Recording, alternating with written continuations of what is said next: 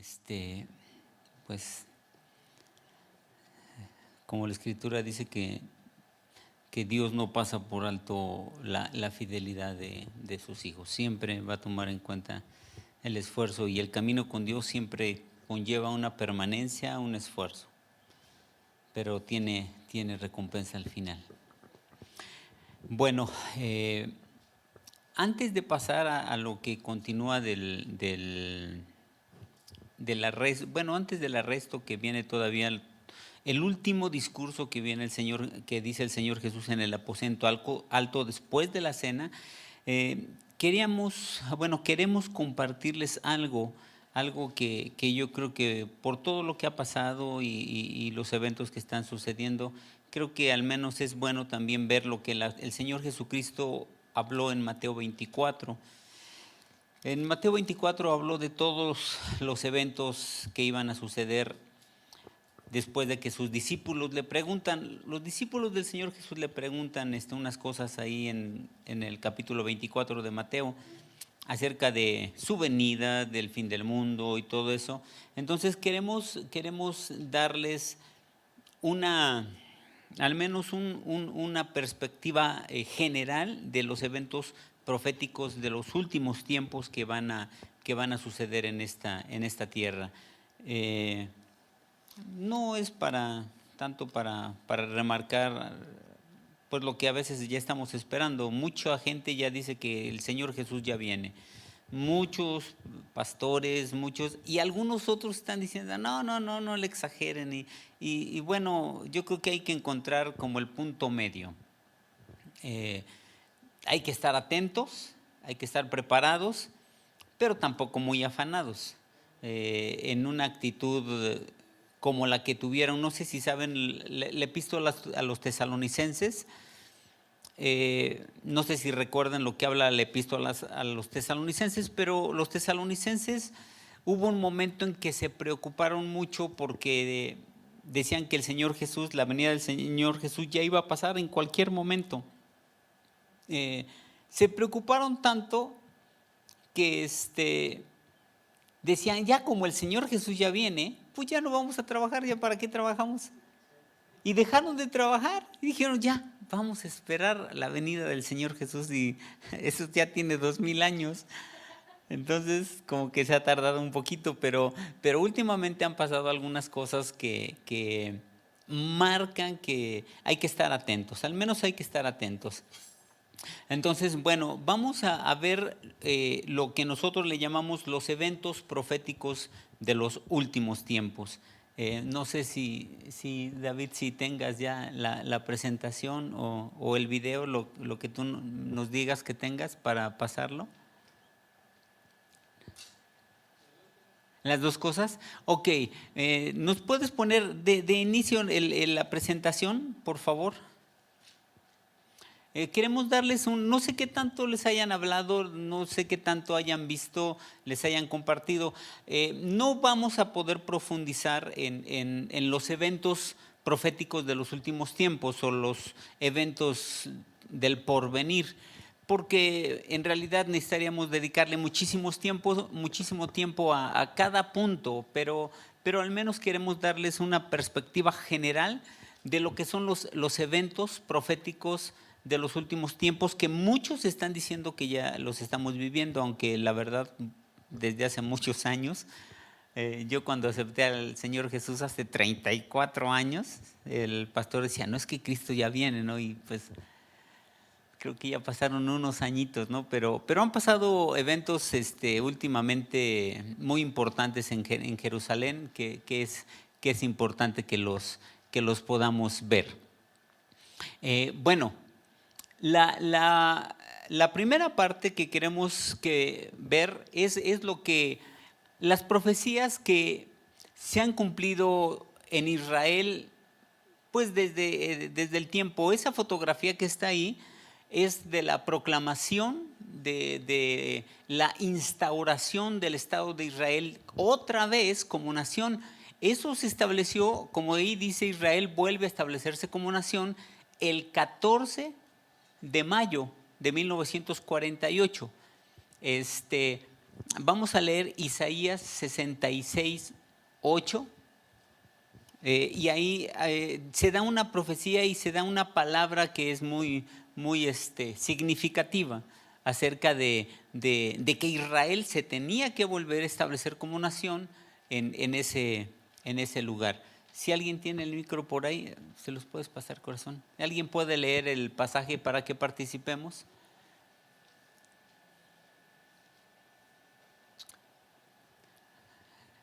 Adelante, por favor, Kim. ¿Quién oyó cosa semejante? ¿Quién vio tal cosa? ¿Concebirá la tierra en un día? ¿Nacerá una nación de una vez? Pues en cuanto Sión estuvo de parto, dio a luz a sus hijos. Fíjense cómo dice la Escritura esta palabra profética. ¿Quién oyó cosa semejante? Bueno, abajo dice, ¿nacerá una nación de una vez? ¿Concebirá la tierra en un día? Pues en cuanto Sión estuvo de parto, dio a luz sus hijos. Hay muchas escrituras sobre esto. Esta es una. Nada más, hay muchas otras escrituras que hablan de que la nación de Israel se iba a establecer nuevamente, pero fue un proceso muy largo, de casi 2000 años. Para que la tierra de Israel se volviera a establecer, fue un proceso muy, muy largo, hasta que en la fotografía, como vimos, David Ben Gurión lo vuelve a establecer. Vamos a ver la siguiente diapositiva. Bueno, perdón, sí, antes. La otra parte, que es otra parte de la profecía que tiene que ver con la primera. Perdón, David, la anterior. No, falta una parte. La siguiente. Esa, gracias. La primera es la profecía de que Israel se iba a establecer contra toda probabilidad. Israel se estableció contra toda probabilidad, era casi imposible. Israel está rodeada absolutamente por árabes. Si algo querían los árabes era impedir que Israel nuevamente se estableciera como nación, pero pues Dios hace lo que Él quiere y se establece como nación. Ahora abajo dice, Dios recoge a los judíos de todas las naciones. Ahí son varios pasajes, pero al menos vamos a leer unas dos. Isaías 43, 5 y 6. Fíjense cómo lo que dice la Escritura acerca de esa profecía de que Dios iba a recoger a sus hijos, a su pueblo de todas las naciones. Isaías 43, 5 y 6.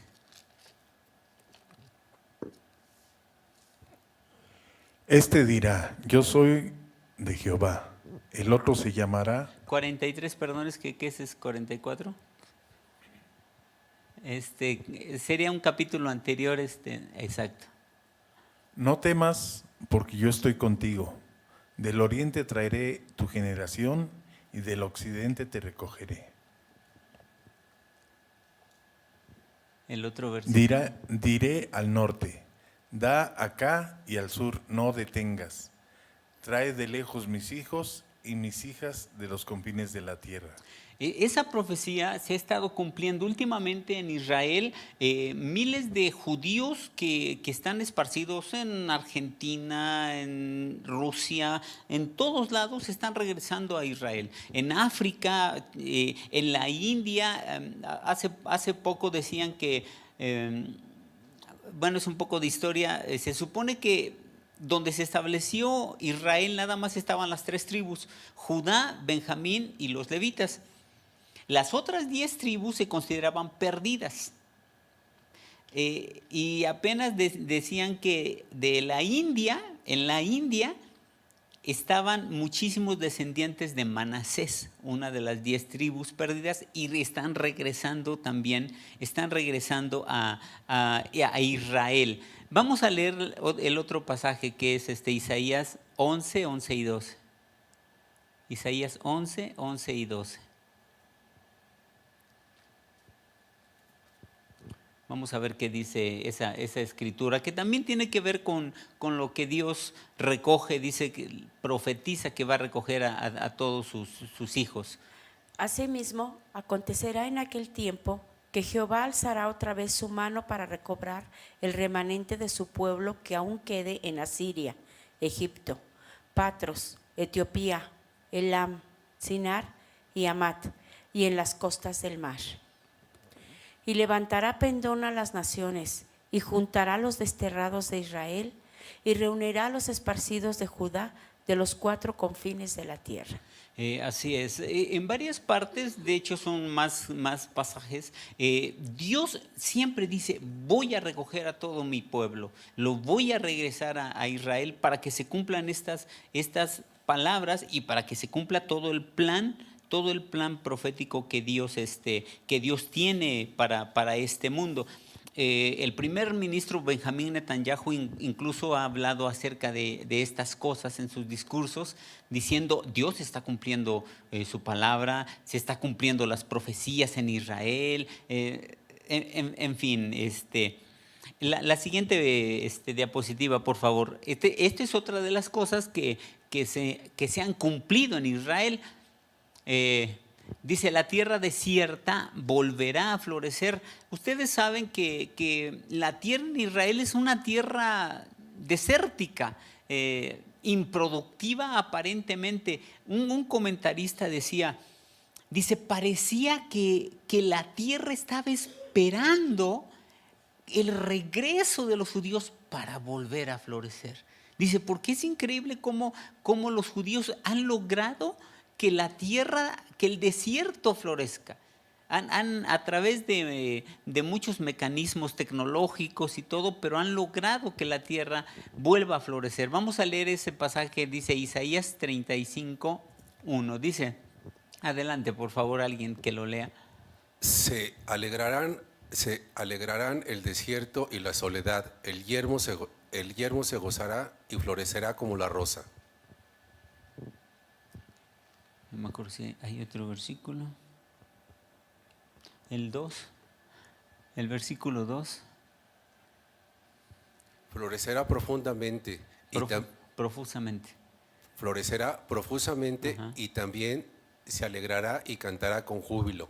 La gloria del Líbano le será dada, la hermosura del Carmelo y de Sarón. Ellos verán la gloria de Jehová, la hermosura del Dios nuestro. Profusamente es abundantemente, básicamente. Florecerá profusamente, es decir, abundantemente. Bueno, la otra profecía que dice ahí mismo en la diapositiva que estábamos viendo, para ya no leer todos los pasajes y no quedarnos tanto tiempo en uno, pero hay muchos pasajes que hablan de eso. ¿Podemos ver la misma diapositiva, David, en la que estábamos? Gracias.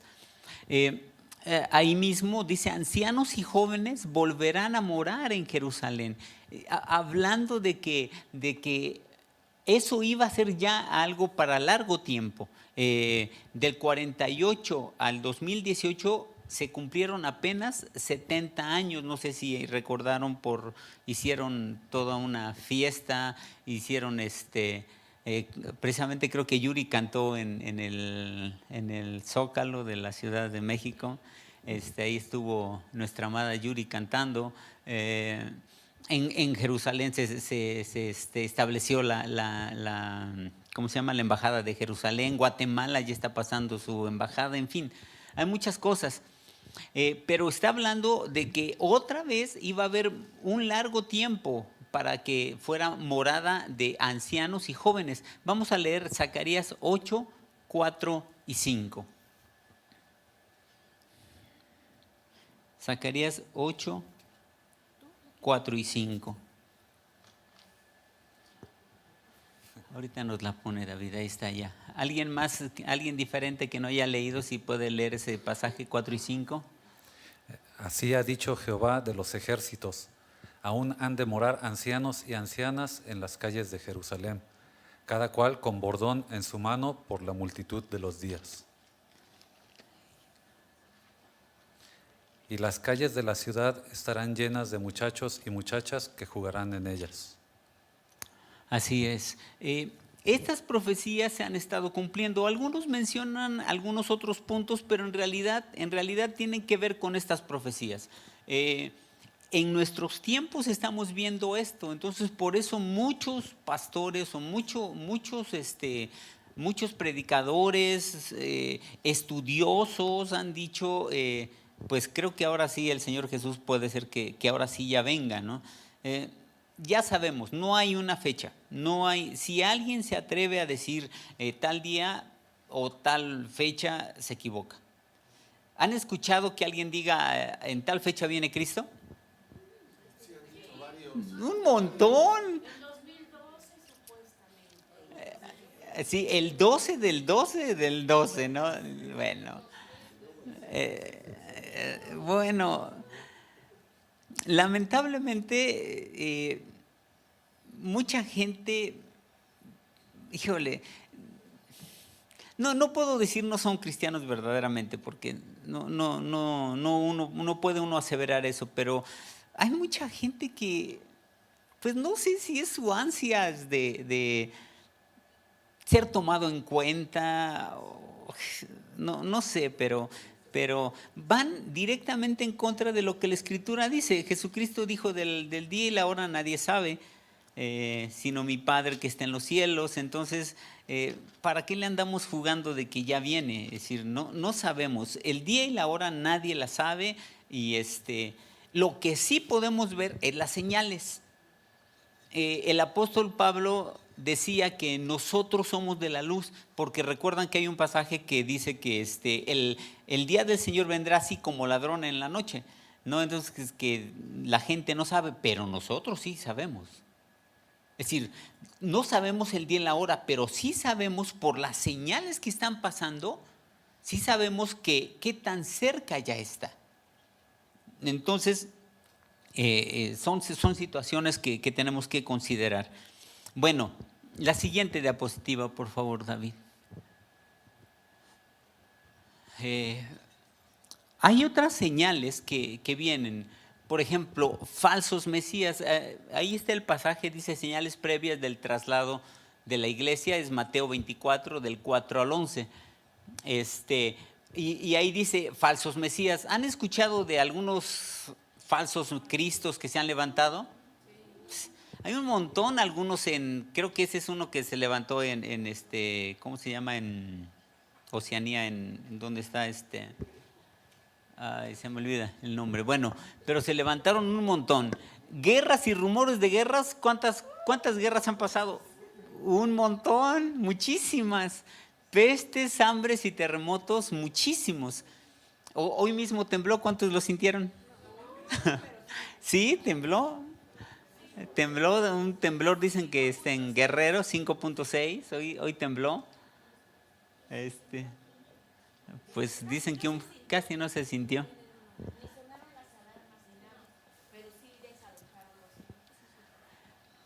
Pues sí, otro terremoto, temblor. ¿Ha habido persecución y apostasía? ¿Han sabido de persecuciones? En Chiapas están persiguiendo a gente, a cristianos. Apostasía, pues, que se toma como negar la fe, que yo creo en Cristo y ya no creo en Cristo, ese es apostatar. Muchos también.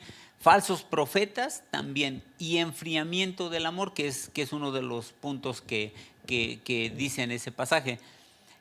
Vamos a leer lo que dice ahí Mateo 24 del 4 al 11, para que veamos parte de todas estas cosas que pues han pasado, de hecho ya muchas de ellas, pero seguramente va a haber más señales. Entonces Mateo, por favor, David, Mateo 24 del 4 al 11, si alguien tiene el micro, alguien diferente que pueda leer ahorita este pasaje. Mateo 24, del 4 al 11. Respondiendo Jesús les dijo: mirad que nadie os engañe, porque vendrán muchos en mi nombre diciendo: yo soy el Cristo, y a muchos engañarán. Y oiréis de guerras y rumores de guerras. Mirad que no os turbéis, porque es necesario que todo esto acontezca, pero aún no es el fin. Porque se levantarán nación contra nación y reino contra reino, y habrá pestes y hambre, y terremotos en diferentes lugares. Y todo esto será principio de dolores.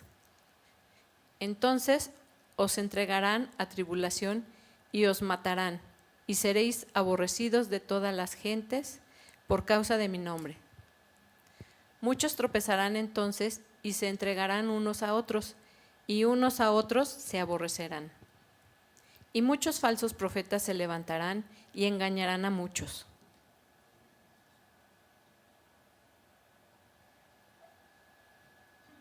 Ya era el 11, ¿verdad? Aquí nos habla de muchas de todas estas señales previas antes de que el Señor Jesucristo venga por su iglesia. Buscando en internet algunas cosas, incluso he visto que ya muchos dicen que es un engaño lo del traslado, lo del arrebato de la iglesia. Ha salido una serie de cosas últimamente de que en realidad no hay traslado o muchas situaciones muy, muy confusas. Pero todas estas señales ya se han dado. Todas estas señales ya han pasado. Hay una doctrina que se llama la doctrina de la inminencia. ¿Podemos ver la siguiente diapositiva, David? Hay varias doctrinas o posiciones de estudiosos, de teólogos, de gente muy conocida, de gente incluso muy respetada. No sé si han escuchado la famosa doctrina de la inminencia. ¿Alguien ha escuchado lo que es la doctrina de la inminencia? ¿No? Bueno, la doctrina de la inminencia dice: todas las señales previas al traslado de la iglesia ya se han cumplido. El advenimiento de Jesucristo es inminente. ¿Qué significa inminente? ¿Cómo?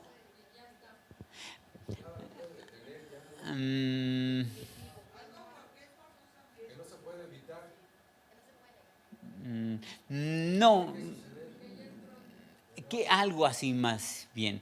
Algo que ya está tan cercano que puede pasar en cualquier momento. Es decir, eso es la doctrina de la inminencia. Dice que ya, incluso esa doctrina, desde Lutero lo decía. Lutero tiene 500 años de que murió y Lutero ya decía, ya predicaba la doctrina de la inminencia, que decía que ya todas las señales se habían cumplido. Imagínense, todavía no pasaban la Primera Guerra Mundial, la Segunda Guerra Mundial, y tantos terremotos y tantas cosas, y ya Lutero lo decía. Eso dice la teoría de la inminencia. Está también la teoría del traslado antes de la tribulación. Hay teólogos que dicen, Jesucristo va a venir por su iglesia antes de que empiece la gran tribulación.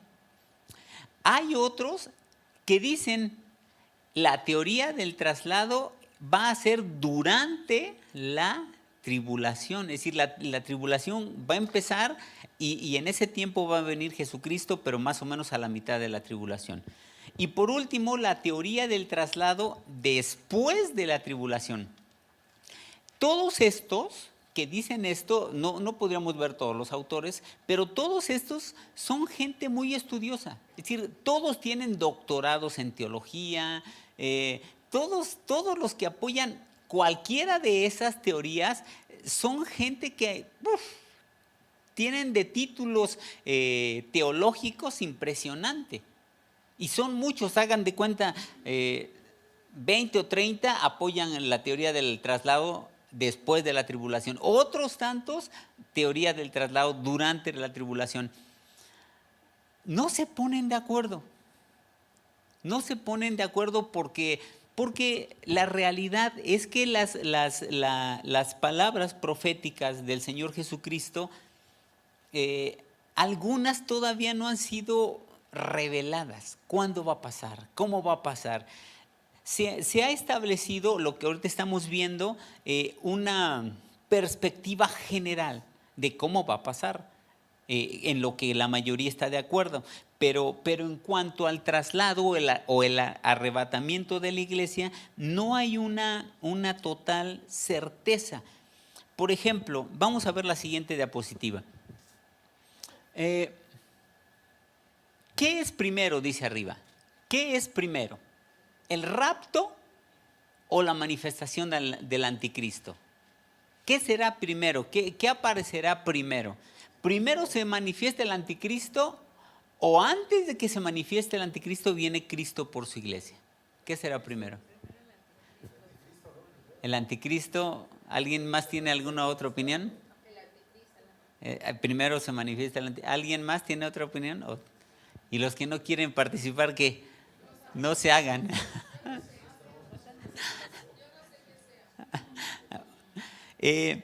Realmente hay muchas cosas que tienen que pasar. Por ejemplo, el tercer templo, lo que ahí está en la imagen. Ahorita los judíos desde hace muchos años están preparando todos los utensilios para el tercer templo. Algunos dicen que ya tenían hasta las piedras, ya todo para construir, que dicen que en el momento que hubiera el lugar, que lo construirían rapidísimo porque ya tienen todo, ya tienen las vestiduras de los levitas, de los sacerdotes, ya tienen las vestiduras del sumo sacerdote.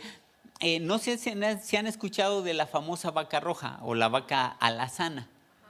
¿Sí han escuchado? ¿Y qué saben de la vaca roja? Que es roja, ¿no?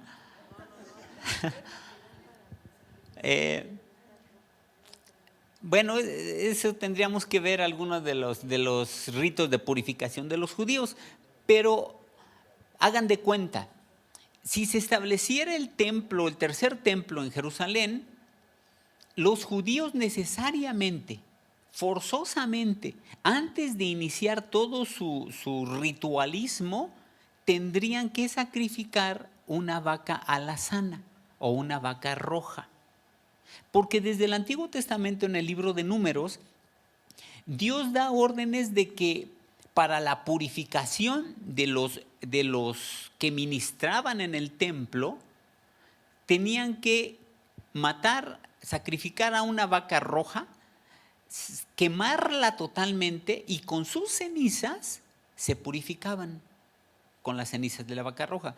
Entonces, si se estableciera el tercer templo, forzosamente tendrían que sacrificar a una vaca roja. Ya han nacido. No sé si han visto, hasta agarran con lupa, tienen ahí su vaca alazana, su vaca roja, y con lupa la van viendo, que no tenga un pelito de otro color, porque si tiene un pelito de otro color, ya no sirvió esta vaca que se la echen para otra cosa, que hagan carnitas o otra cosa. Son muy estrictos. Y últimamente, según esto, miles de años no habían nacido vacas alazanas. Como desde el 80 y tantos, 90, empezaron a nacer otra vez vacas rojas. Ya las llevaron a Israel, han estado ya buscando la forma de hacer ese sacrificio, pero primero quieren que se cumpla la profecía de que se levante el tercer templo. En Mateo 24, del 15 al 12, se menciona la famosa abominación desoladora. ¿Qué es la abominación desoladora? Vamos a leer. Ya David está poniendo muchas gracias por adelantarte. Bueno, fíjense cómo dice ahí: por tanto, cuando vean en el lugar santo, ¿cuál será el lugar santo? La parte del templo que estaba antes del lugar santísimo, o el lugar santo también se le llamaba al mismo templo. Bueno, por tanto, cuando vean en el lugar santo la abominación desoladora de que habló el profeta Daniel, el que lee, entienda. Es lo que el Señor Jesús dice. ¿Cuántos entienden? Creo que si no entienda, pues sí está. Ya cuando lee uno, bueno, pero entienda, está medio, a veces medio en chino. Dice, entonces, cuando vean esa abominación desoladora puesta donde no debe, entonces los que estén en Judea huyan a los montes. El que esté en la azotea no descienda para tomar algo de su casa. Y el que esté en el campo no vuelva atrás para tomar su capa. Mas ay de las que estén encintas y de las que críen en aquellos días. Oren pues que su huida no sea en invierno ni en día de reposo. Porque habrá entonces, aquí entra, la gran tribulación, cual no la ha habido desde el principio del mundo hasta ahora, ni la habrá. ¿Cuál es la abominación desoladora? ¿Cuál consideran ustedes que sea esa abominación tan grande, tan terrible? ¿Cuál será? No sé si se acuerdan que vimos, creo que sí lo vimos, que Antíoco Epífanes sacrificó, cuando conquistó Jerusalén, levantó una estatua de Zeus en el lugar del templo, y en el altar sacrificó cerdos. Eso fue como en el 60 y antes del 63, en el 167, si no mal recuerdo. En el 167 o 168 antes de Jesucristo, Antíoco Epífanes hizo eso. Cuando viene Jesucristo, vuelve a hablar de la abominación desoladora. Eso quiere decir que esa no fue la abominación total. Jesucristo muere. En el 70, otra abominación para los judíos fue que su templo fue arrasado totalmente. En París, en la ciudad de París, está un arco donde hay una muestra de algunas cosas, del arco de Tito, y están algunas cosas, cómo van llevando los utensilios del templo, la menorá que le llaman, que es el candelabro de 7 brazos. Esa fue otra abominación. En el 132, después de que en el 70, cuando destruye los romanos Jerusalén, se calcula que murieron como 1 millón de judíos. Por cálculo, murieron como 1 millón de judíos, pero todavía siguieron viviendo ahí. Los judíos querían liberarse a fuerza de Roma. En el 132, el principal rabino de Jerusalén o de Israel levanta a un hombre que era un líder conocido, que se llamaba Bar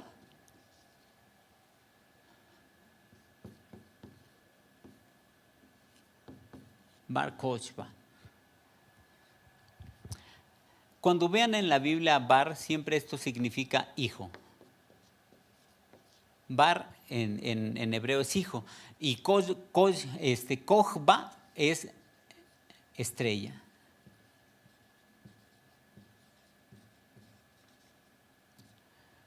El principal rabino de Israel toma a este hombre, Bar Kochba, que se traduce como hijo de la estrella, y dice: él es el Mesías. Lo proclamó. El principal rabino lo proclamó a Bar Kochba como el Mesías de Israel, después de que Jesucristo ya había muerto y todo, y no lo habían aceptado. Para liberarse de Roma, el principal rabino dice: este es nuestro Mesías, llegó nuestro Mesías. Este hombre ya había juntado un ejército de judíos, lucharon contra los romanos y los derrotaron. Liberaron a Jerusalén en el 132 después de Jesucristo, En el 132 después de Cristo, Bar Kokhba, al mando de un gran ejército judío, derrota a la legión que estaba en Jerusalén, los derrota, y a partir del 132 al 135 se establece temporalmente un gobierno otra vez judío. Hasta hacen algunas monedas. En ese tiempo el emperador se llamaba Adriano. Pero ¿cómo creen ustedes que estaba Adriano después de que derrotaron a su legión y liberaron a Israel? ¿Cómo creen que se encontraba? ¿Cómo estarían ustedes? Es que se lo llevaba el tren, ¿no? Entonces Adriano envía 10 legiones contra Jerusalén, contra Israel. Envía 10 legiones, luchan contra los judíos y matan a Bar Kokhba, destruyen nuevamente Jerusalén y matan como a 580,000 judíos. Pero Adriano estaba dispuesto a ya no nada más a acabar con la rebelión. Adriano quería desaparecer, exterminar a los judíos. Les prohibió, a los pocos que quedaron, les prohibió vivir en Jerusalén. Todos tuvieron que salir, todos los judíos tuvieron que salir. Y en su enojo le cambió el nombre de Jerusalén y le cambió el nombre y dijo, ya no se va a llamar Jerusalén, se va a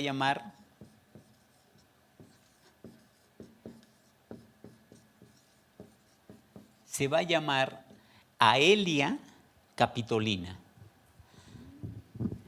Dejó de existir, ya nadie le llamaba Jerusalén. A partir de ese momento levantó de las ruinas de Jerusalén, que habían destruido, una ciudad al estilo romano y le puso por nombre Aelia Capitolina. Aelia por Adriano y Capitolina porque se lo dedicaba a Zeus. Le cambia el nombre. ¿Alguien sabe cómo se llama ahorita el territorio que ocupa Israel? Toda esa zona donde están los judíos, Jerusalén. ¿Cómo se llama? ¿Alguien sabe cómo se llama? Esa tierra. La franja de Gaza forma parte de, pero en sí a todo el territorio, ¿cómo se le llama? Gaza es parte de. ¿Cómo? Palestina. Ahorita hasta ahorita todavía se llama Palestina.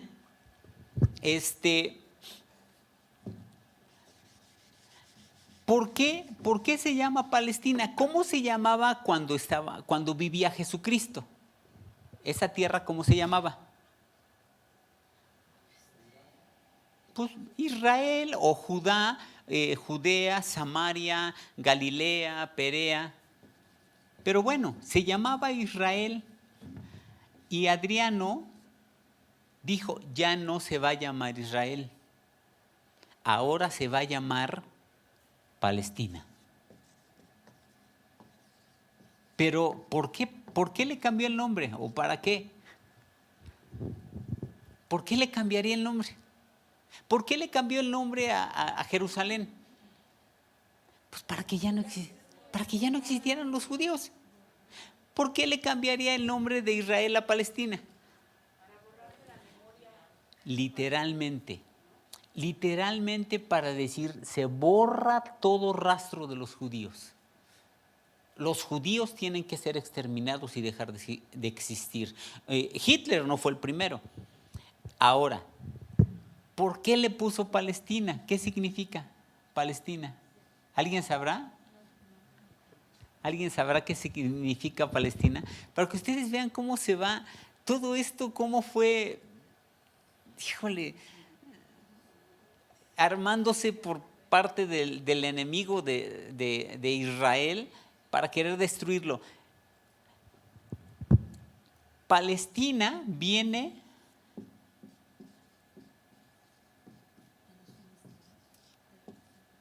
¿A qué les suena?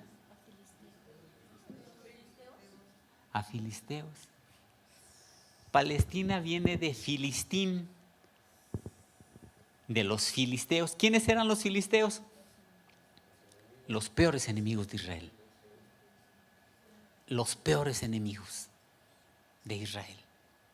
Entonces, Adriano dijo, deja de existir Jerusalén, ahora se llama como yo, bueno, derivado de su nombre, Aelia Capitolina, y el territorio o toda la región deja de llamarse Israel y ahora le voy a poner el nombre de los peores enemigos de Israel. Palestina significa tierra de los filisteos. Eso es lo que significa Palestina. Ahora, si ustedes se están dando cuenta, últimamente Israel sacó un edicto, proclamó un decreto que se iba a establecer nuevamente el Estado de la nación israelita. Es decir, para volver a quitar, que ya no se llame Palestina, sino regrese al nombre de Israel, pero todavía no lo han logrado. Hay una profecía que dice, cuando se cumplan los tiempos de los gentiles, entonces esa va a ser otra señal, otra profecía que se está cumpliendo. Cuando se acabe ya todo el daño que hicieron con el nombre, está significando algo.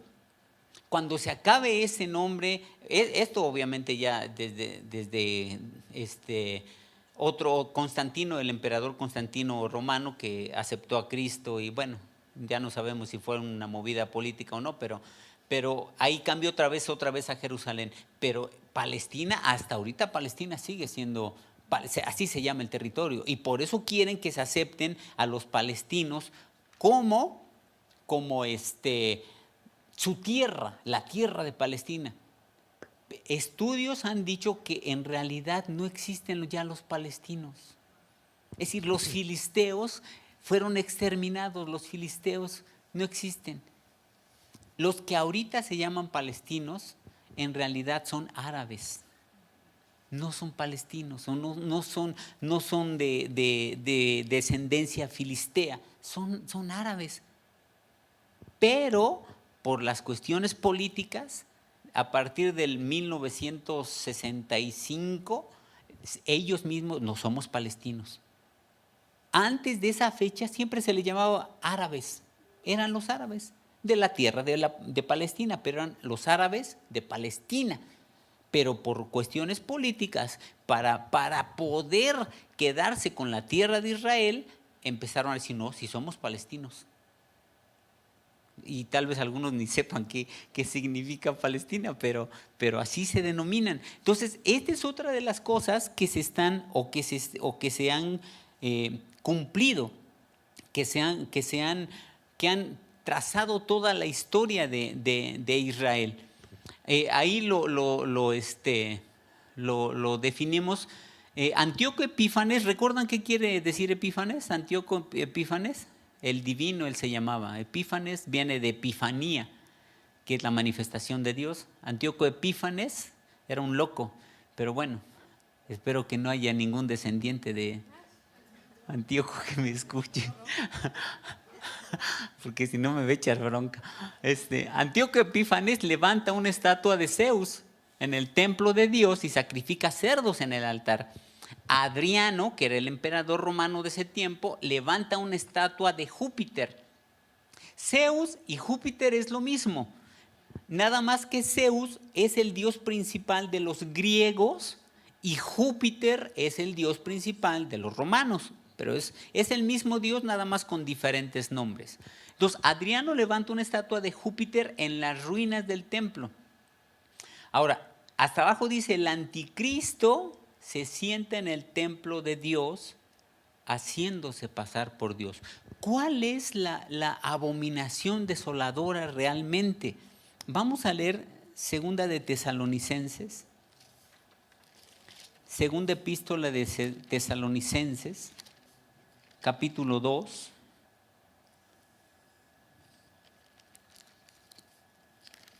Déjenme checar qué versículo es.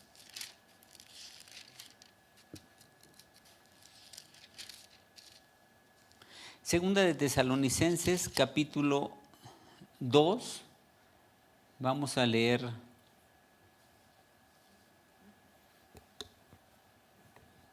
el versículo 3 y el versículo 4 de Segunda de Tesalonicenses. Dice, nadie os engañe en ninguna manera, porque no vendrá sin que antes venga la apostasía y se manifieste el hombre de pecado, el hijo de perdición.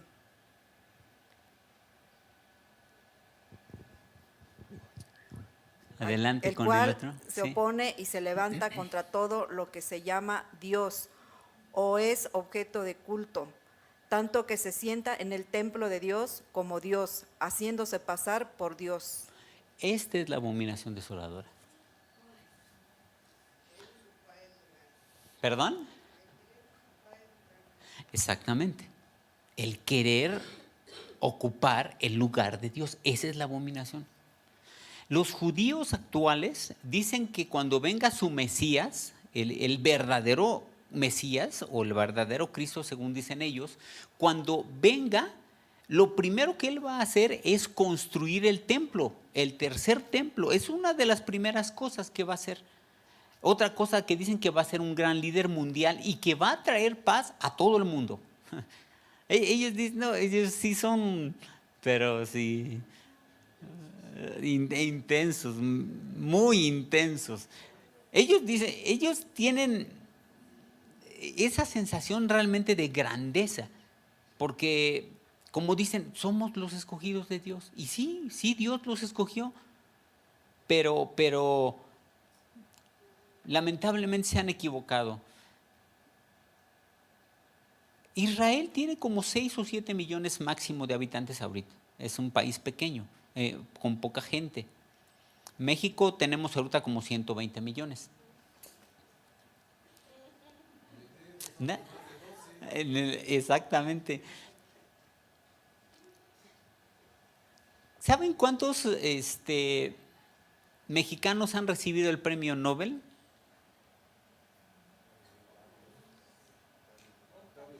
Octavio Paz. ¿Quién más?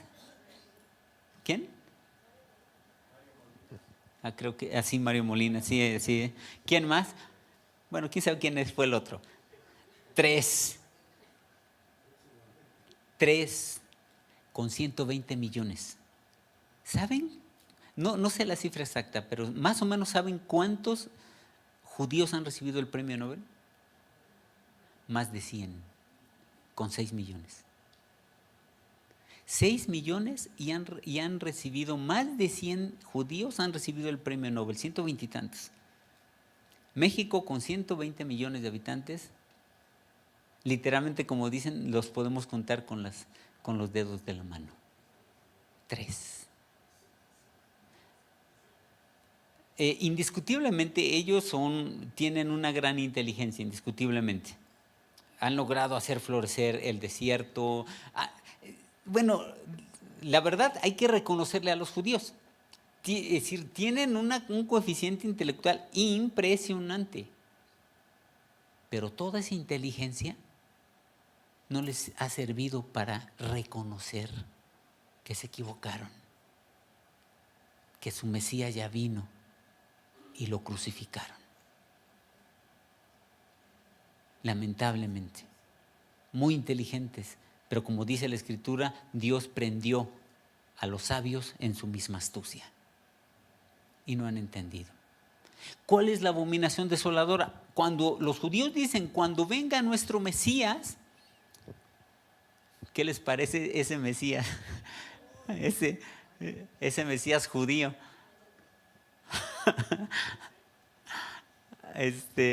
Bueno, entonces lo que estamos viendo, para no perder el hilo, ¿qué es primero? ¿La manifestación de este ser o el rapto? ¿Qué es lo que empezamos con las diapositivas anteriores?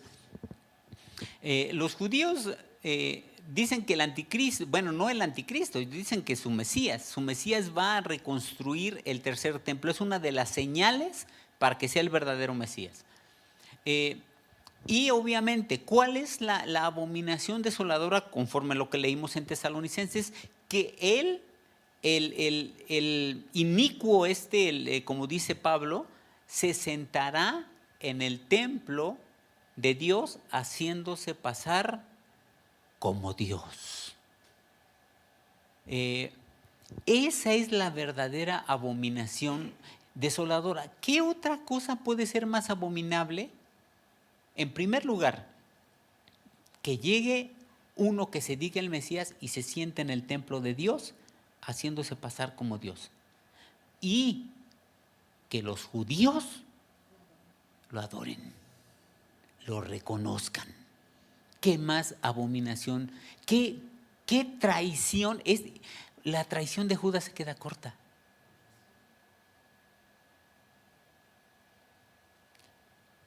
Toda, imaginen, bueno, no toda, porque Dios siempre guarda un remanente. Dios siempre conserva un remanente, como cuando Elías le decía, Señor, dice, me buscan para matarme, pobre de mí, soy el único que queda. Le dice, no, chiquitito, tampoco te sientas muy la última Coca-Cola del desierto. Todavía tengo 7,000 hombres que no han doblado sus rodillas ante Baal. Pero imagínense qué traición más grande puede hacer el pueblo de Dios que aceptar al enviado de Satanás, permitir que se siente en el templo y reconocerlo como su Mesías y decirle, tú eres el Hijo de Dios, tú eres el Mesías, al enviado de Satanás. Esa es la abominación desoladora. Y que la gente no lo puede entender y que lamentablemente no lo entienden los judíos. Los judíos no lo entienden, no lo comprenden. Como yo les decía, yo no soy antijudío, hay que orar por los judíos, hay que orar, la Biblia lo dice, que hay que orar por Jerusalén, hay que orar por el pueblo judío, pero los judíos están mal. Es como orar por los mexicanos que están mal. Hay que orar por ellos, pero están mal. Los judíos van a aceptar a un enviado de Satanás y lo van a proclamar como su Mesías. Como su Mesías. Este hombre dice en el cuarto asterisco azul, en el tercero dice, hará señales y prodigios. Y el último dice, y establecerá un pacto de paz. Daniel 9, 26 y 27. Vamos a leer ese pasaje. ¿Alguien más que lo pueda leer, por favor? Y después de las 62 semanas se quitará la vida al Mesías, mas no por sí, y el pueblo de un príncipe que ha de venir destruirá la ciudad y el santuario, y su fin será con inundación, y hasta el fin de la guerra durará las devastaciones. Y por otra semana confirmará el pacto con muchos. A la mitad de la semana hará cesar el sacrificio y la ofrenda. Después, con la muchedumbre de las abominaciones, vendrá el desolador, hasta que venga la consumación, y lo que está determinado se derrame sobre el desolador. Así es. De estos dos versículos es un extracto de cientos de años. Es decir, es un extracto muy, bueno, es muy sintetizado todo esto, lo que está narrando ahí Daniel. Entonces, ¿qué es primero? ¿La manifestación de este ser o el advenimiento de Cristo? Vamos a volver a leer Mateo 24. Mateo, ¿qué les dice Jesús a sus discípulos? ¿Qué les está diciendo? Ellos le preguntan 3 cosas. En Mateo 24, miren, en cuestión de esto, yo quiero ser bien honesto. Hay unos que dicen que primero viene el rapto y después se manifiesta el anticristo. Otros dicen que primero viene el anticristo y se construye el templo, el tercer templo de Israel, y después viene el rapto. yo no quiero poner algo como definitivo, pero nada más quiero que analicemos un poco la escritura de lo que dice la Biblia, de lo que dice la escritura. Bueno, el pasaje que vamos a leer es Mateo 24.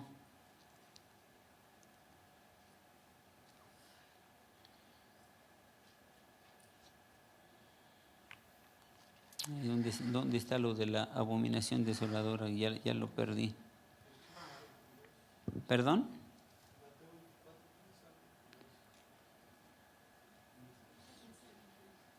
Ok, vamos a leer Mateo 24, 15. Nada más ese pasaje, el 15 nada más. Fíjense cómo dice.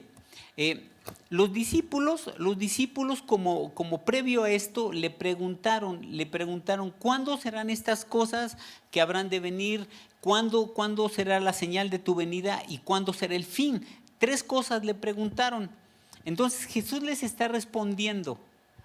Fíjense cómo les dice, por tanto, les está diciendo, cuando vean en el lugar santo la abominación desoladora de que habló el profeta Daniel, les está diciendo a ellos, los discípulos son la representación de la iglesia en ese momento. Y les está diciendo, cuando ustedes vean en el lugar santo la abominación desoladora, entonces huyan. Si la iglesia no fuera a ver la abominación desoladora, es decir, que el anticristo se sienta en el templo de Dios, si no la fuera a ver, ¿cómo les hubiera dicho? Pues sí, si ellos no lo van a ver. Sí, ¿para qué les digo cuando vean? No, perdón, ustedes no la van a ver. La iglesia no la va a ver. ¿Para qué les dice? Les está diciendo, por tanto, cuando vean, le está diciendo a la iglesia simbólica, los discípulos que estaban formando la iglesia naciente de Cristo, cuando vean la abominación desoladora puesta en el lugar santo donde no debe de estar, entonces los que estén huyan. Es decir, para mí es claro que les está advirtiendo que lo van a ver. Lo van a ver o lo vamos a ver. Pero digo, yo de todas maneras, yo quiero aclarar que hay gente, teólogos, que dicen que la iglesia va a ser raptada antes, que la iglesia va a ser levantada antes. Entonces, bueno, yo les explico esto, les vemos esto para que podamos ver una perspectiva. Cada quien puede tomar su posición o su postura, pero para mí es importante que veamos esto, que veamos cómo lo que les está diciendo el Señor Jesús. Cuando vean esa abominación, entonces los que estén huyan porque vendrá una tribulación inmensa. Entonces, yo pienso que primero vamos a ver la manifestación de un ser como digo, ahí se ve medio feo, ¿no? Pero va a ser un judío. ¿Por qué decimos que va a ser un judío? Díganme ustedes con el carácter de los israelitas, de los judíos, que ustedes han visto cómo son, o hemos leído cómo son. ¿Ustedes piensan que le permitirían a un extranjero sentarse en el templo de Dios? No. Eso sería imposible. Eso a nadie se lo podrían permitir. ¿Por qué? Porque no. ¿Qué requisitos tenía que cumplir el Mesías? Ser judío, ni modo que no fuera judío. El Mesías tiene que ser judío. ¿Nacer en dónde? ¿En dónde? En Belén de Judea. Ahí tenía que nacer, es decir, tiene que ser un judío de cepa, de raíz profunda. Incluso que viniera de la descendencia ¿de quién? De David. Es muy claro que el que ellos acepten tiene que ser un judío. Durante muchos años, muchos teólogos decían, ¿de dónde vendrá el Mesías? Y lo ponían, seguro viene de Europa. Algunos decían que Obama era el anticristo. Otros han dicho que el Trump es el anticristo. Porque, sí, eso sí, le da, tiene muchas cosas ahí, pero sí, dicen que tiene ascendencia judía, es lo que dicen, pero bueno. Han dicho muchas cosas, pero es ahí muy claro, es muy claro, incluso en Tesalonicenses. En Tesalonicenses, un poquito adelante de donde leímos de Segunda de Tesalonicenses, estamos viendo muchos pasajes, pero creo que es necesario.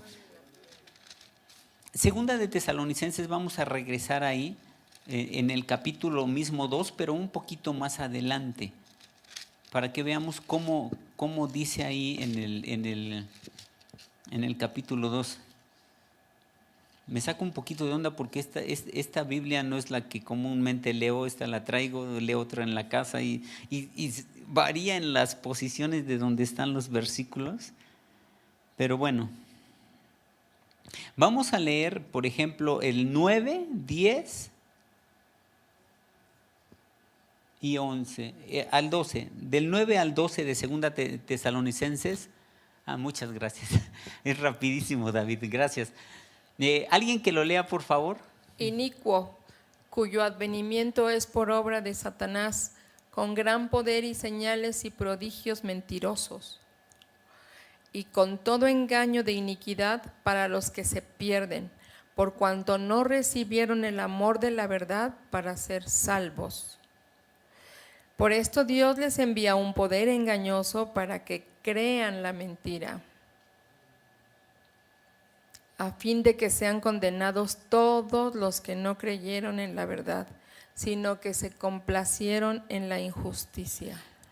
Así de sencillo, para que crean la mentira. ¿Quién es la mentira? ¿Quién es el padre de la mentira? Satanás.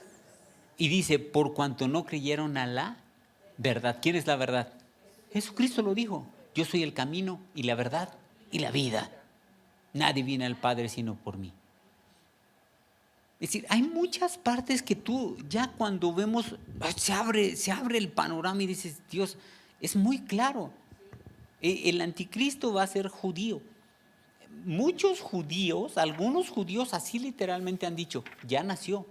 Es más, ya está grande, han dicho así, ya nada más falta que nuestro Mesías se manifieste. Ya.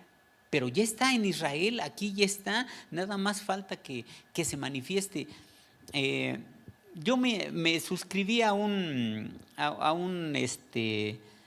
es como una red social de los judíos y me mandan pues noticias y eso, pero lo hice, digo, pues para ver qué onda con estos, ¿no? No lo saben, nadie se los diga, pero nada más los estoy checando. Exacto. Entonces, han dicho algunos que, por ejemplo, algunos rabinos muy reconocidos han ido con algunos y les han dicho, no te preocupes, ya está por manifestarse nuestro Mesías, no te preocupes, ya está, no te preocupes. Muchos lo han dicho.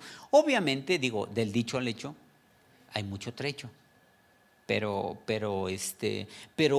muchos de ellos, con lo que hizo Trump de declarar a Jerusalén como la capital ya de Israel, que eso es importante, es un paso más para que Israel ya sea al 100% una nación reconocida mundialmente.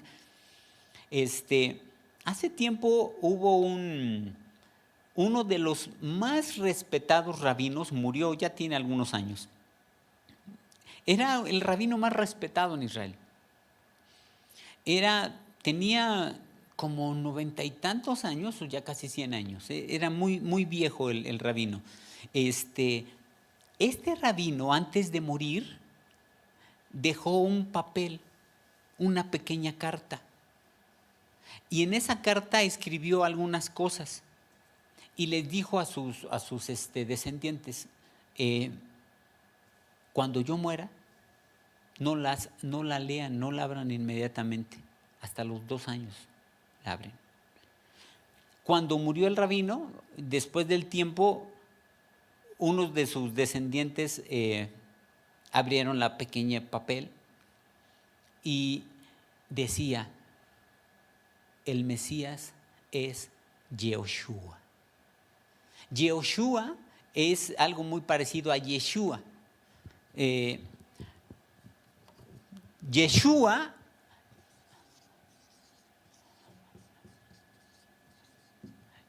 o Yeshu es igual a Jesús, o Josué, que de ahí vienen todos estos, Josué, Jesús, y Yehoshua, creo que aquí lleva H, Yehoshua es un derivado de esto, viene siendo lo mismo. Este rabino en esa parte dijo que Dios me dijo que el Mesías ya vino, es Yehoshua. Su descendiente, su hijo, negó eso. Se supo, algunos lo supieron, incluso en algunas redes sociales lo pusieron, es que esto dijo el rabino, pero su hijo, como era un hombre ya muy grande, de una edad muy avanzada, dijo, no, es que ya, sí, ya estaba medio senil, dijo, literalmente, dijo, no, ya mi padre ya no andaba muy bien, no sabía lo que decía, pero ese rabino dijo, Dios me dijo antes de morir que el Mesías ya vino y es Jesús. Pero no lo han aceptado, tristemente no lo han aceptado. Entonces, pues bueno, hay que orar por ellos, porque… Hay algunos que ya lo aceptan. Sí, hay muchos jóvenes, principalmente muchos jóvenes que han aceptado a Cristo. Como lo hemos dicho, Dios siempre tiene a un remanente, y ya muchos jóvenes judíos, no hay judío cristiano, judío como nación sí y cristiano, pero el judaísmo es una religión. Cuando decimos judío, podemos decir que es judío por nacionalidad o podemos decir que es judío por religión, la religión judía. Como religión no hay judío cristiano, o es judío de religión judía o es cristiano, porque no es como diríamos, es mormón cristiano. ¿Cómo? No, como mormón cristiano o católico cristiano o testigo de Jehová cristiano. Pues no. Ya se dicen testigos los de Jehová. Sí, no sabía. Dicen, soy testigo de Jehová cristiano. No sé si primero dicen cristiano, testigo de Jehová. Sí, ¿verdad? Porque tiene que ver, pero bueno, no hay tal, no hay tal. Bueno, no sé si podamos avanzar hasta donde queramos, ya son 8:40. Bueno, vamos a ver la siguiente diapositiva. Después se supone que viene un falso profeta. Satanás siempre ha copiado todo lo de Dios. Esa es la realidad, es un copión. Esa es la verdad.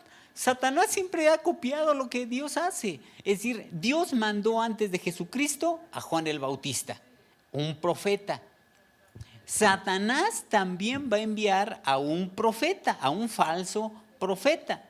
Entonces, fíjense, los israelitas esperan que se cumpla la profecía del retorno del profeta Elías, que está en Malaquías. Ahí me faltó ponerle la cita, pero está en Malaquías, en el último capítulo de Malaquías.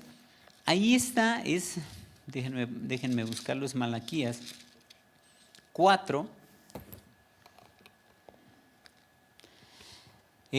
Malaquías 4:5.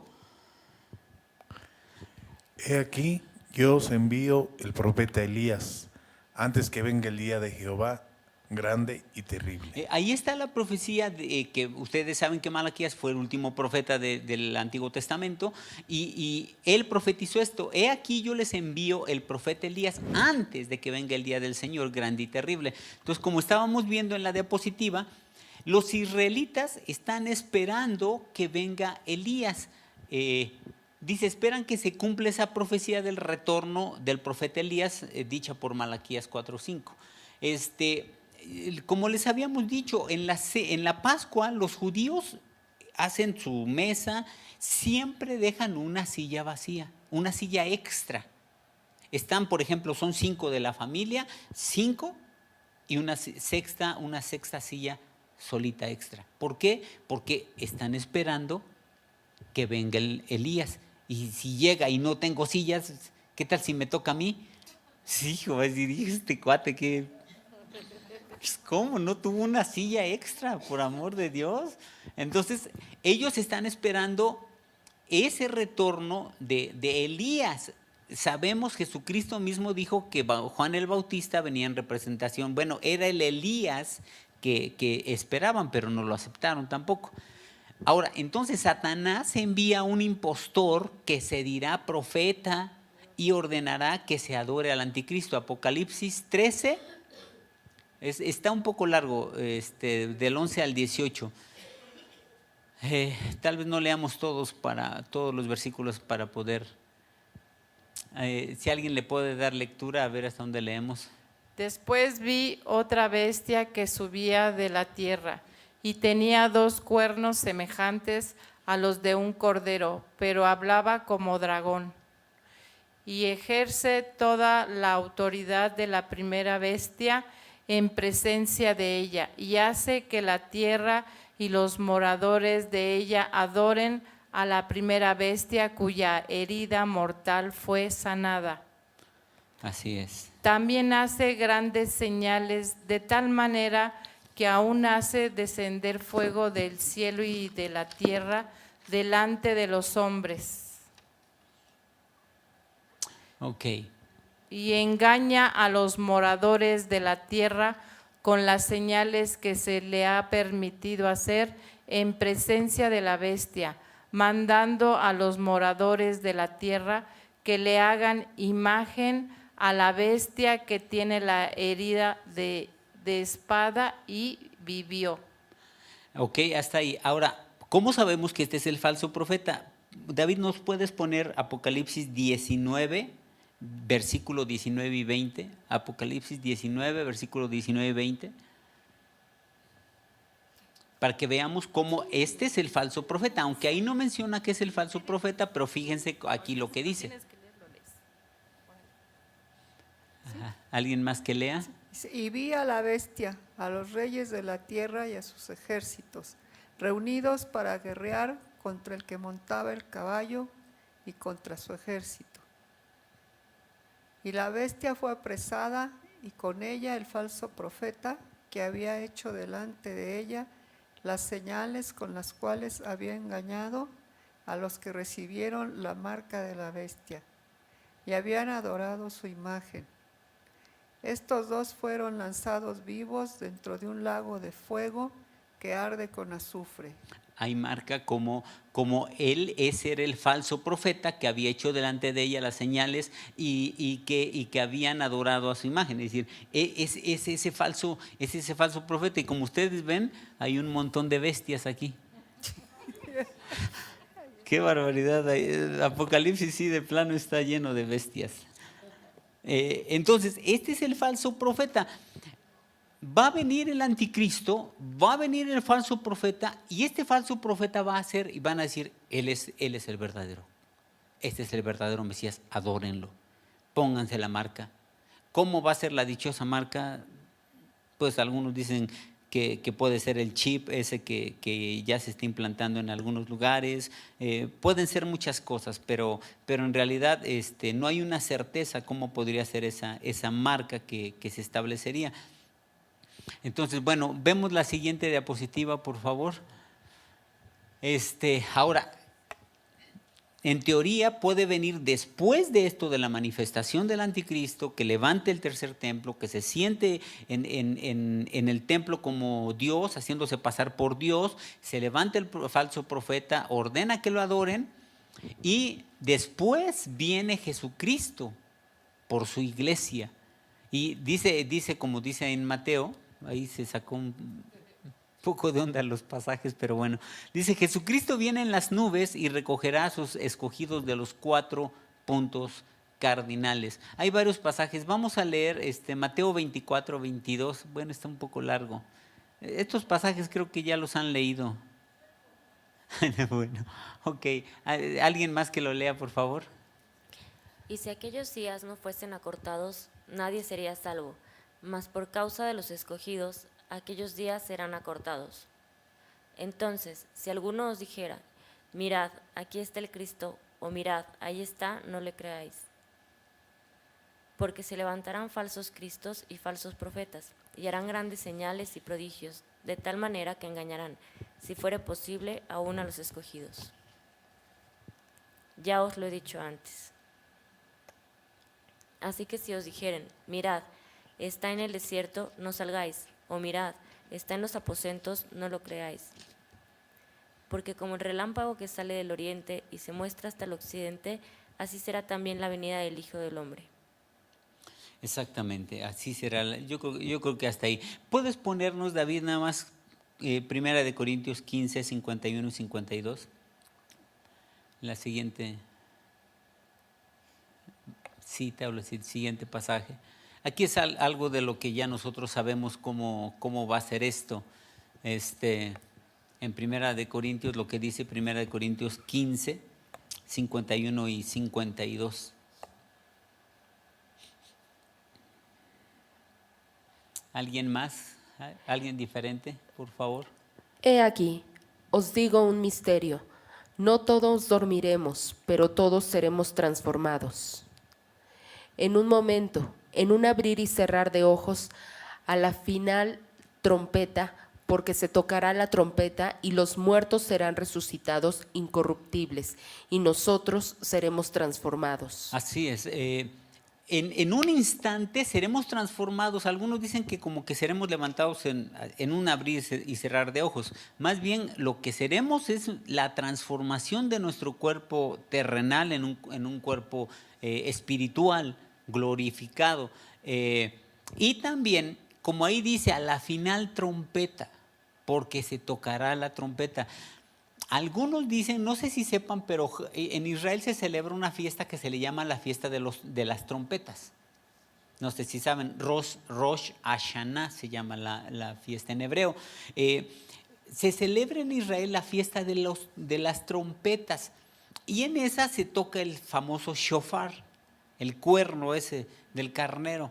Entonces algunos dicen que por lo que aquí decía en ese pasaje, que el Señor Jesucristo va a venir durante la fiesta de las trompetas.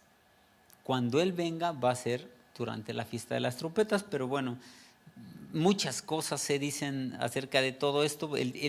Lo único cierto es que Jesucristo viene. Eso es lo único cierto y que tenemos que estar preparados. Eso es lo único cierto. Vamos a pasar a la siguiente. Gracias. Entonces, vamos a pasar, yo creo que es ya la siguiente diapositiva, David, por favor. Ahora, la gran tribulación. Después de que el Señor Jesucristo ya viene por su iglesia y la levanta, entonces sí, ya viene la gran tribulación.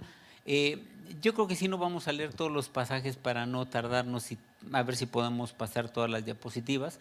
Pero miren, como ahí dice, en la tierra va a haber 7 trompetas que están narradas ahí en los capítulos 8, 9 y 11 del 15 al 18 de Apocalipsis. Ahí se marcan 7 trompetas que son ya un juicio de Dios. La ira de Dios se derrama y viene un juicio terrible. También dice ahí se derraman después las 7 copas de la ira, que todavía es más fuerte, es más pesado, es algo terrible ya, verdaderamente es algo, yo creo que no le exagera a uno si dice uno espantoso, ya va a ser algo realmente terrible el evento esto. Y eso está en Apocalipsis del 16, del 1 al 21. Ahí se narra ya la gran tribulación. Vamos a pasar a la siguiente diapositiva para terminar de ver los eventos. Después de la gran tribulación viene lo que todos esperamos.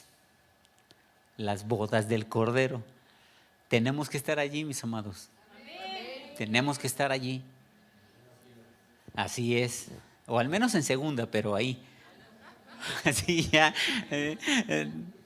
Qué bueno que quiere estar en la primera, pero ojalá sí estemos en la primera. Bueno, mientras en la tierra comienza la gran tribulación, en el cielo se realizan las bodas del Cordero. Eso está en Apocalipsis 1, del 5 al 9. Yo creo que no lo leemos porque si no, no vamos a terminar. Ya quedan unas pocas diapositivas. La siguiente diapositiva, por favor, David. Después de que termina o está terminando aquí la gran tribulación y termina allá en el cielo las bodas del Cordero, viene la segunda venida de Jesucristo, que es diferente al rapto. El rapto es una cosa y la segunda venida de Jesucristo es ya después después de las bodas. El Señor Jesucristo viene por segunda vez y se manifiesta a los judíos. El Señor Jesucristo, como dice ahí en Zacarías, yo creo que ese sí vamos a leer, nada más es un versículo, Zacarías 12:10. Para que vean cómo ahí la Escritura dice que ahí sí ya llega el Señor Jesucristo con los judíos y se les muestra, se les manifiesta para que vean que Él es el Mesías. ¿Alguien que lea otra persona este pasaje? Y derramaré sobre la casa de David y sobre los moradores de Jerusalén espíritu de gracia y de oración, y mirarán a mí, y quien traspasaron, y llorarán como se llora por un hijo unigénito, afligiéndose por él como quien se aflige por el primogénito. Así, fíjense cómo lo dice Dios esta palabra profética. Derramaré sobre la casa de David y sobre los moradores de Jerusalén. Ahora sí ya espíritu de gracia y de oración. Y me mirarán a mí, a quien traspasaron. Y llorarán, pues cómo no, si tanto lo rechazaron. Llorarán como se llora por hijo unigénito, afligiéndose por él como quien se aflige por el primogénito. Dios entonces manda a Jesucristo ya que se manifieste a los judíos y les muestre que Él es el Mesías. A Él lo rechazaron, pero Él es el Mesías. Y en su misericordia se les manifiesta. Bueno, el otro punto decía, nosotros venimos con Él. En la segunda venida, nos vamos con Él en las bodas del Cordero, estamos con Él allá, se acaban las bodas del Cordero y viene la segunda venida, pero nosotros venimos con Él. Vienen los santos ángeles, los ángeles vienen con Él y nosotros también venimos con Él. Eso en esos tres pasajes que ahí están, ahí se habla de cómo los ángeles vienen con Él y los santos, dice, sus santos o nosotros venimos también con el Señor Jesucristo. La siguiente diapositiva, por favor. Después de la segunda venida viene el milenio. Viene la segunda venida, el Señor Jesús se manifiesta a Israel, el mundo lo acepta, lo ve, lo reconoce y después se establece ya lo que se le llama el milenio, los 1000 años.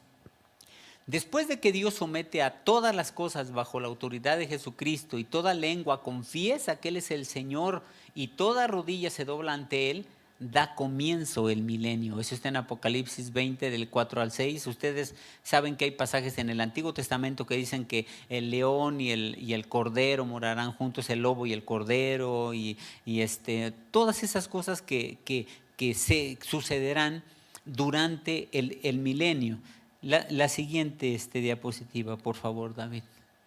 Después de eso, cuando el milenio está terminando, cuando termina el milenio, Satanás es soltado, dice en Apocalipsis, y reúne, sí, otra vez, sí, ese no entiende, sí, no, es muy terco, es muy necio.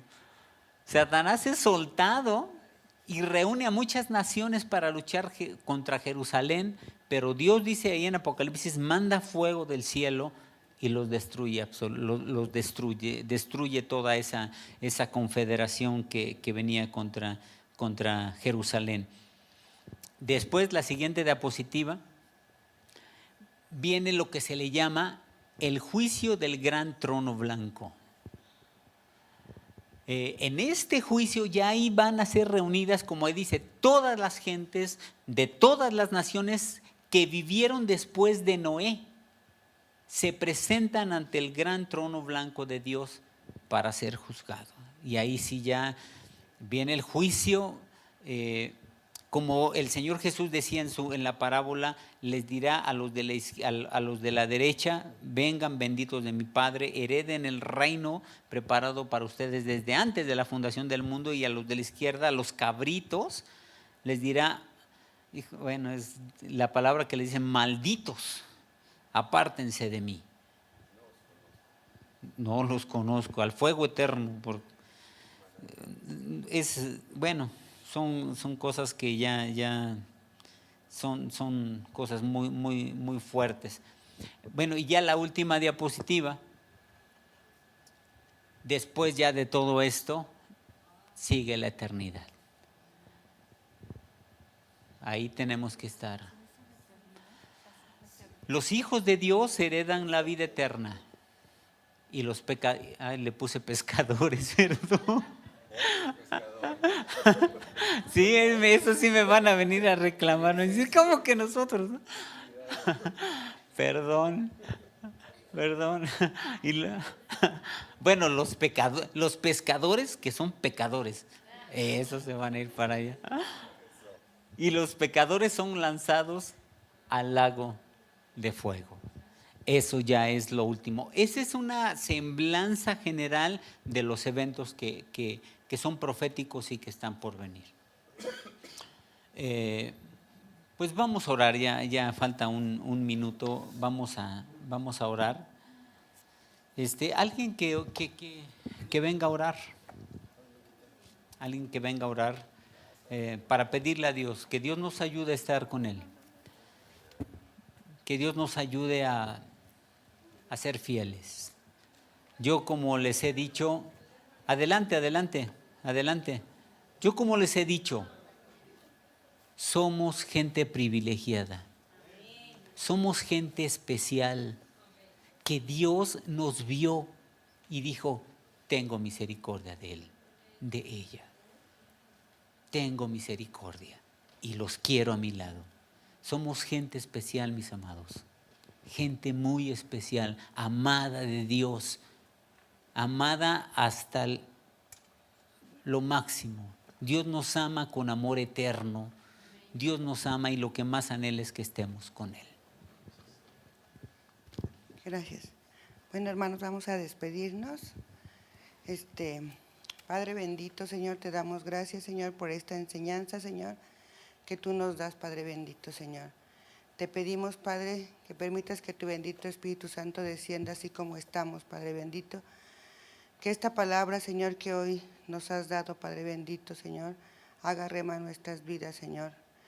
Bendícenos así como estamos, Padre bendito, Señor. Bendice nuestra salida y nuestra entrada, Padre bendito, Señor. Te pido, Padre bendito, Señor, en este momento por cada uno de mis hermanos aquí presentes, Señor, y aún los ausentes, Señor. Que cada día, Padre bendito, Señor, que tú renuevas tu misericordia, Padre bendito, Señor. Los bendigas y los protejas y derrames sobre ellos, Señor, de tu sangre preciosa, Señor. Que los bendigas de la punta de la cabeza a los pies y de los pies a la cabeza, Señor. Con esa sangre preciosa, Padre, esa sangre del Cordero, Padre bendito, Señor.